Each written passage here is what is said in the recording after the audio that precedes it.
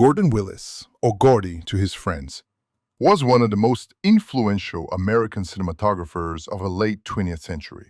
He was behind the imagery of the Godfather trilogy, All the President's Men, Annie Hall, and Manhattan.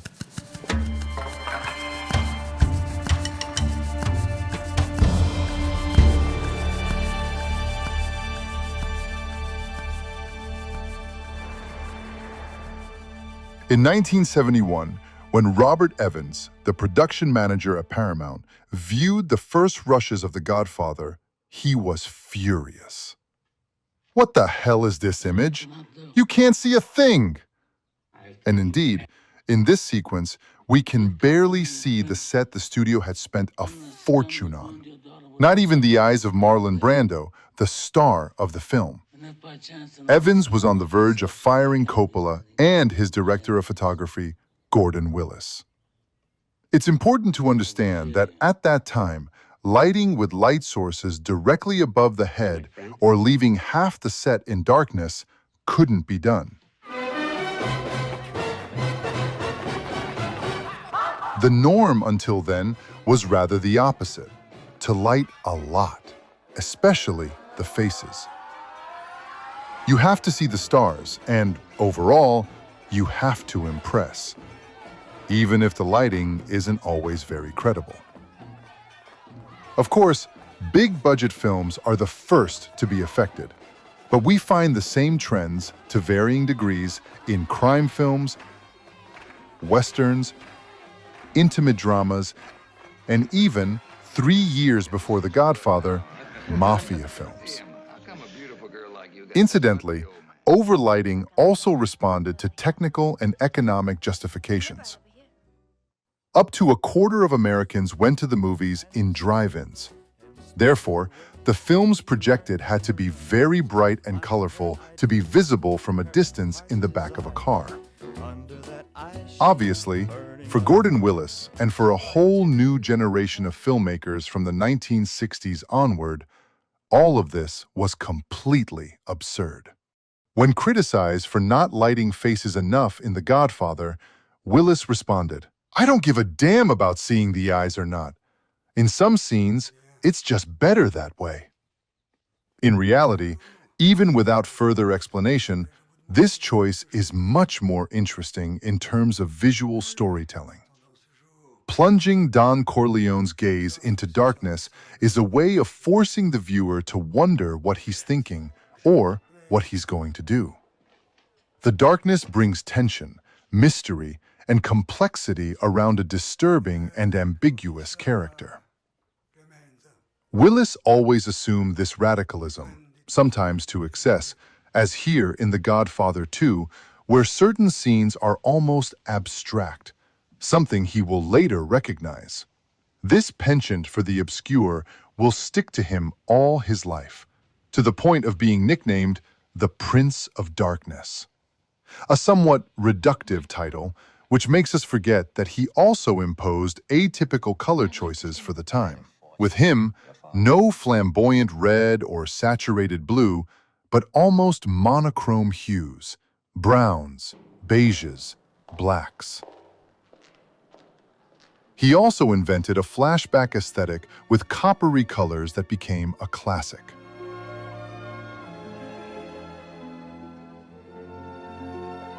His creative process was almost always based on instinct. Here's how he explained it in a fascinating 2006 interview. The feeling of how a film should look really comes out of you. And I can't tell you why I decided that. I said, well, it should be kind of dirty and street and should be brassy yellow. And if somebody said, why did you decide that? I would have to say, I have no idea. It felt like it should be that way. As an example, I think it was like 20 minutes before I started shooting Godfather 1, I decided how it should look. It's, you watch rehearsals, you listen to people, you just stand there. And then some idea comes to you and says, that feels right. Of course, Gordon Willis didn't invent anything on his own. He himself spoke of a bouillabaisse of influences from which he unconsciously drew. Regarding his trademark, chiaroscuro, we think of Rembrandt. German Expressionism, and especially the film noir of the 1940s.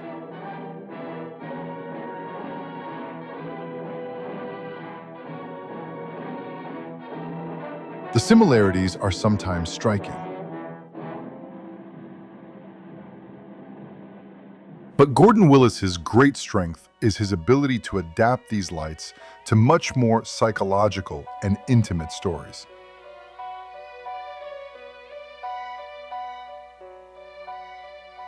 In Klute, the plot, which is very slow, is almost secondary. It is the image that takes charge of a large part of the story. It tells everything that the dialogue does not. The dark tones, the mysterious silhouettes, and the large areas of shadow characterize the characters, their mental state, their fragilities, or their fears. As with The Godfather, this radicality of the imagery disturbs more than one, including on the set. Seeing the rushes of this sequence for the first time, Jane Fonda panics. "We can't see anything. My performance is ruined." But Gordon Willis doesn't give up and calmly explains to her that the visual tension created by this darkness, on the contrary, allows the emotions expressed by her face to be multiplied tenfold as soon as she emerges from the shadows. Alan Pakula, for his part, is completely behind his cinematographer. He shares the same taste for sobriety and realism. In their next film, Gordon Willis thrives in a pared-down aesthetic. Few camera movements, but many long shots that last.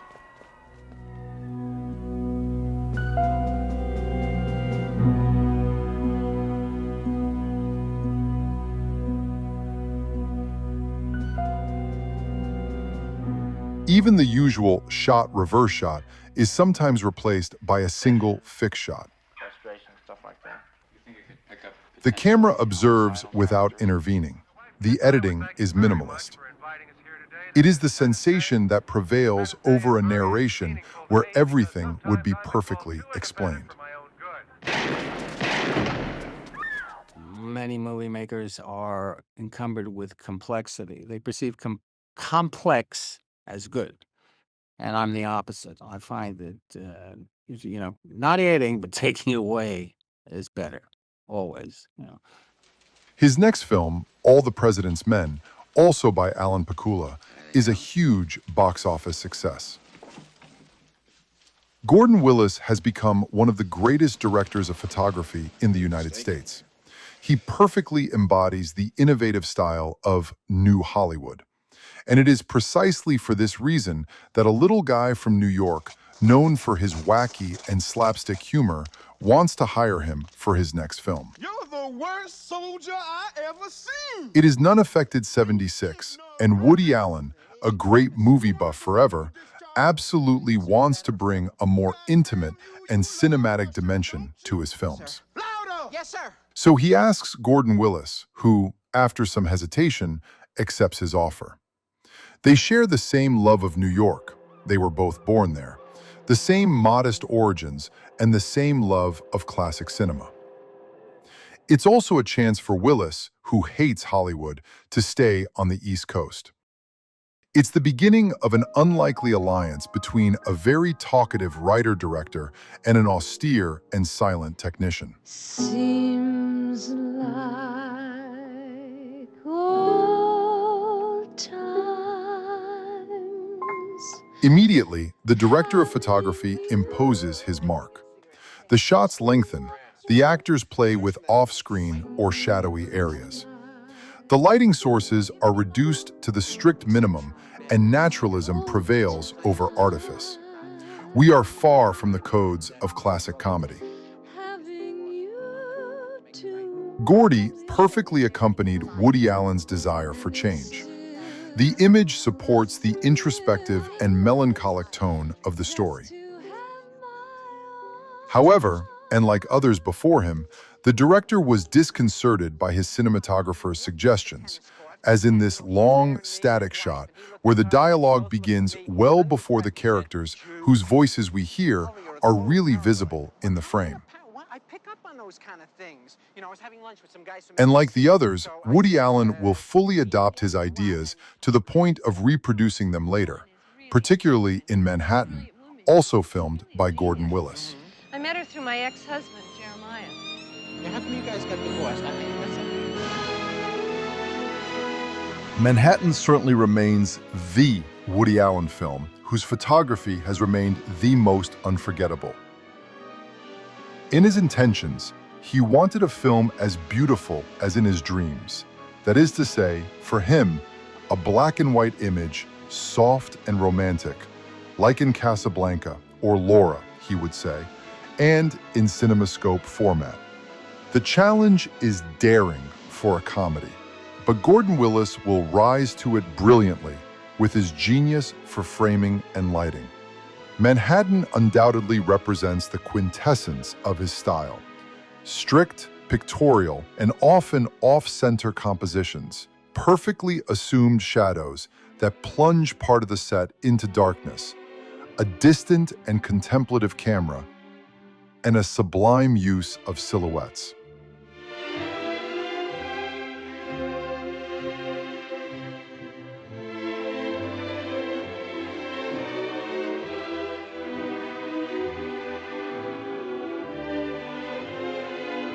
Gordon Willis had a great deal of freedom on the set. He would later say, "Filming with Woody Allen was like working with your hands in your pockets." Woody almost always liked what I suggested. It wasn't complicated. As for Woody Allen, he found in Gordon Willis a genius artist capable of bringing all his fantasies to life, as here in Zelig, a virtuoso, false documentary.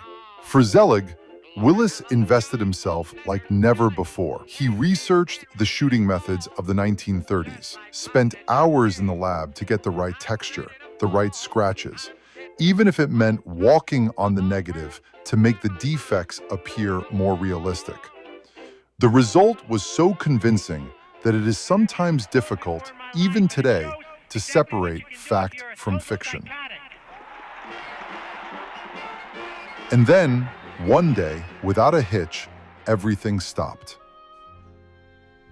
For Hannah and her sisters, as Gordon Willis wasn't available, Woody Allen replaced him with another cinematographer, the famous Carlo De Palma. The New York director will never call on Gordon Willis again. Years later, Woody Allen explained, "Compared to Gordon, I was an eternal apprentice. Leaving him, I had the vague impression of leaving my parents' house, of having become an adult and finally capable of doing my own thing."